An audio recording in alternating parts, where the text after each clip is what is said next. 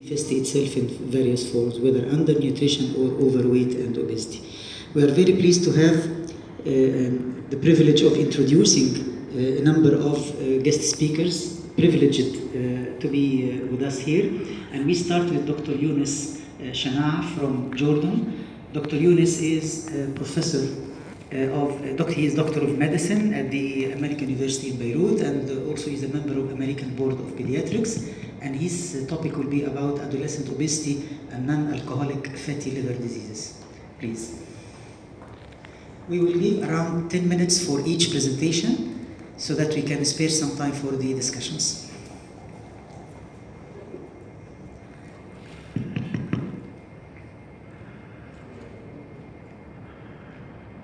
Ladies and gentlemen, dear colleagues, thank you for allowing me to give this presentation, starting with this video.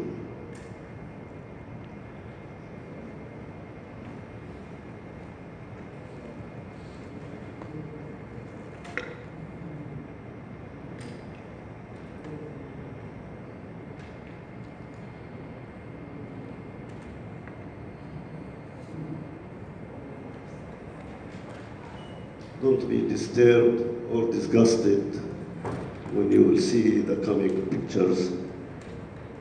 These are actual pictures, they are not drawings. Just wait a few seconds.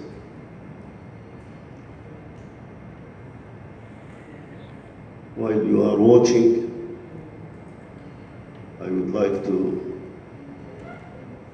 mention that 3 years ago, in June, in Cairo, when we established the Arab Coalition for Adolescent Medicine, my 7 minutes presentation was on obesity at all ages and all over the world. Then I rang the bell that a time bomb, or let us not talk about bombs,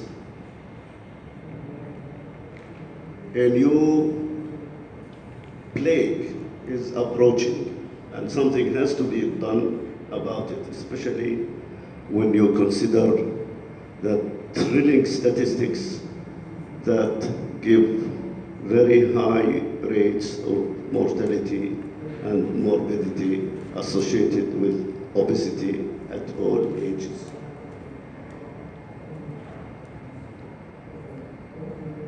Because of that, today I thought I would reiterate and concentrate on the same theme, the same topic, and at the same time talk about what do we expect associated with this. Next. What's the problem? What's the matter? This is the matter. The youth obesity rate has tripled in the last 2 decades, with a prevalence exceeding 20% of adolescents worldwide. Now,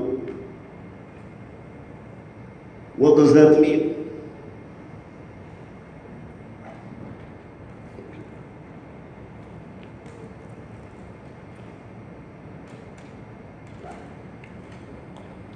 So what?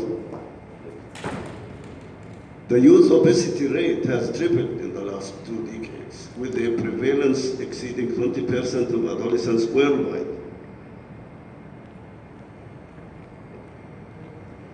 The importance of this is that non-alcoholic fatty liver disease, or briefly NAFLD, in children and adolescents in particular, has drawn the attention of healthcare providers as a growing phenomenon, recently doubling in children and tripling in obese adolescents, becoming the most common chronic liver disease in pediatrics, age range 19 to 19 years.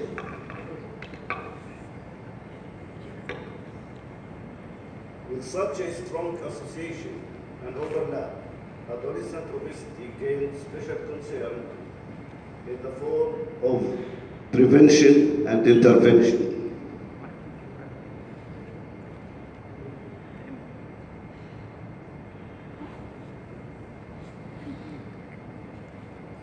What is obesity? By definition, obesity is calculated in percentage. It is excess of or accumulation of fat in the body, especially abdomen and buttocks. And it is calculated in percentage by dividing the body weight in kilograms by the body height in square meters. Anything 30% or more is considered obesity. Anything 40% or more is considered malignant obesity. Or it can be calculated by taking the waist circumference. Anything 1 or 2 centimeters or more in males, or 88 centimeters or more in females, is considered obesity. The waist circumference in adolescents range 7 to 18 years is usually around 52 centimeters, equally boys and girls when you take the 50th percentile. Now, what are the causes of obesity? Most of us have an idea about that, but if we exclude diseases and medications associated with obesity, we are left with overeating, overdrinking, or the so-called beer belly, physical inactivity, psychological factors, and genetics and ethnicity play a role. The prevalence of fatty liver disease associated with this obesity is the most common liver abnormality in children aged 2 to 19 years, as we mentioned previously. With increasing prevalence of obesity, and the association is very strong. It affects approximately 3 to 10% of children. What's the natural course of what we call NAFLD, or fatty liver disease, non-alcoholic? When we say non-alcoholic, we mean sometimes alcoholic can give you a similar picture, but usually the consumption is around 20 grams or more to be considered alcoholic, which we do not usually include here. NAFLD is not a single entity. It reflects a series of disease states across a spectrum of severity based on histologic definitions, wherein NAFLD is only the umbrella diagnosis.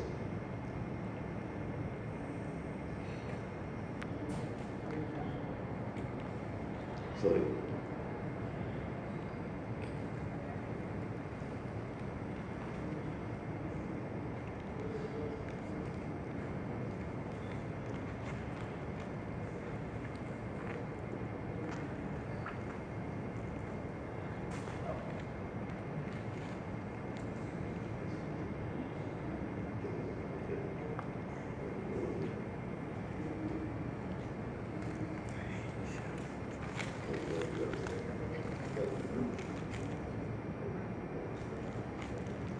Sorry for the technical problem. Okay.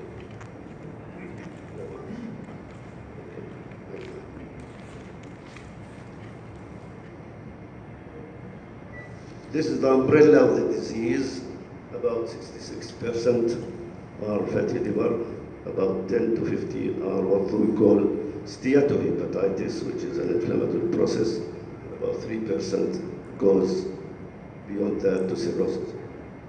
What is steatosis? It is fatty liver per se. When 5% or more of the fatty liver, of the liver cells are filled with macrovesicles, when 5% or more, we consider it steatosis. This is the normal looking liver. You can see that it's dark brown, and when it becomes fatty, it becomes a bit yellowish. This is a cross-section of a normal looking hepatic cells, artery, bile ducts, triads, portal triad, etc. When it is steatosis or fatty liver, look at the cells, they are filled with fat.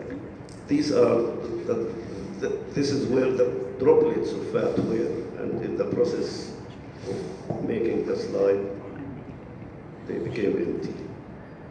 Now, if the process goes beyond that, it becomes steatohepatitis, which means there is a cellular inflammation involved, and it causes injury to the liver cells. And it may proceed to fibrosis as well. NASH, as we call it briefly, or steatohepatitis, may progress to fibrosis. Fibrosis may progress to cirrhosis, from there to hepatocellular carcinoma, even without going to cirrhosis. This leads to liver transplant. Obesity and NAFLD, what is the relationship? Is the obesity the etiology, or it is just a strong association? Obese adolescents, in addition to NAFLD, have one or more of the following comorbidities. It's not only one entity. There is what we call metabolic syndrome, which includes systolic hypertension, type 2 diabetes, with what we call acanthosis nigricans, and I will show you a slide for that, hyperlipidemias, cardiac ventricular dysfunction, and pulmonary and orthopedic complications. Does obesity alone account for this metastatic phenomenon? Actually, we do not know the exact pathogenesis for the whole process. We are still waiting for an actual mechanism explanation. And as the statement put here, the challenge to the research community is to identify common underlying pathways that link these comorbid conditions above and beyond being just overweight.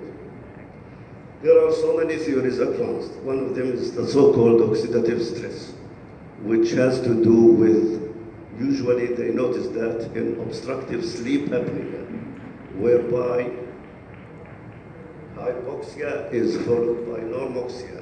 And so this alternation, it leads to oxidative stress in general. And it was noticed that about 60% of obese adolescents usually suffer from obstructive sleep apnea, and they have these complications as well. Again, pro-inflammatory factors were also incriminated, like cytokine, interleukin 6, in association with the lipopectin role, and mitochondrial disturbance was added to the list. Recently, it was discovered that some amino acids and fatty acids in their metabolic pathways were disturbed enough to account for this phenomenon, especially insulin resistance and the metabolic syndrome. The main amino acid that was involved is tyrosine, and arginine and other amino acids were also involved, but primarily tyrosine was involved most. They also put a theory about primary hits and secondary hits, which talk about oxidative stress in the process of fatty liver involvement. When to screen for fatty liver, we screen for all obese adolescents are considered, they are candidates to be screened at any time. But in general, usually NAFLD is expected in obese adolescents. So we screen if we find obese adolescents, we screen if we find insulin resistance, especially if there is hyperinsulinemia. The severity is associated very much with the degree of steatosis or steatohepatitis. So look for acanthosis nigricans,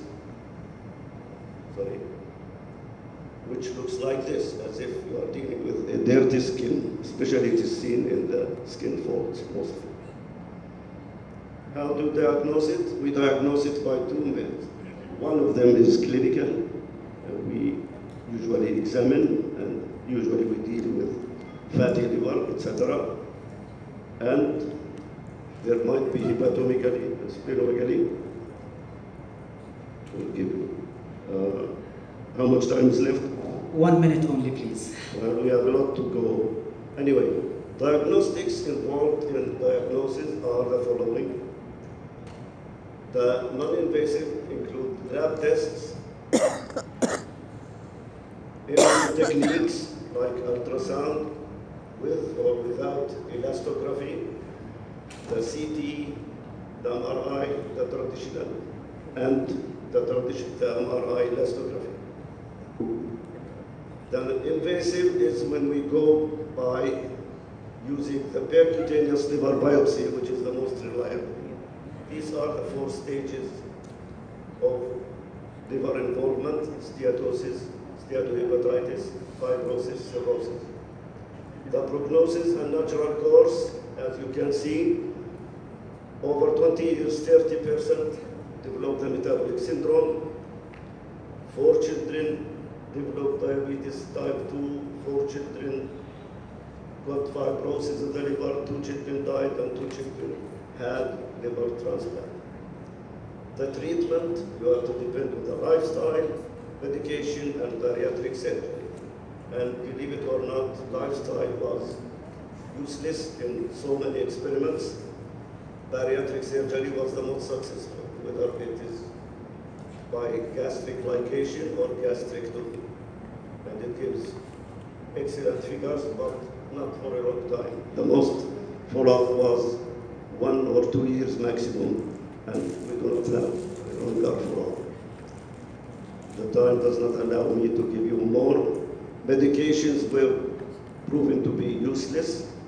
They used metformin, 1 gram daily for no use, and they used vitamin E, 800 units daily, and again for no use. 96 weeks with liver enzyme follow-up, no improvement to talk about. Bariatric surgery, 2 studies proved to be more effective. Prevention, we have to start early. You give me just 1 minute for the technical affair, I will finish it. You have to start early by exclusive breastfeeding and no bottle feeding or baby food. You have to consider the pediatrician's role, the health education, that's the government role, the media role and advertisements, you know what I mean. Screening obese adolescents with liver enzymes and ultrasound, abdominal ultrasound every 6 months, according to the American Academy of Pediatrics recommendations. And to sum up, I think till we get non-invasive imaging or lab biomarkers reliable enough, we still have to depend on liver biopsy to prove, diagnose, and have differential diagnosis and follow-up on these patients who get involved and get the fatty liver disease, the non-alcoholic so-called fatty liver disease.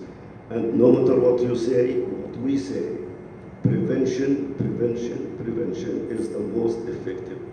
Once a child or an adolescent becomes obese, it is very hard for him to get out of it.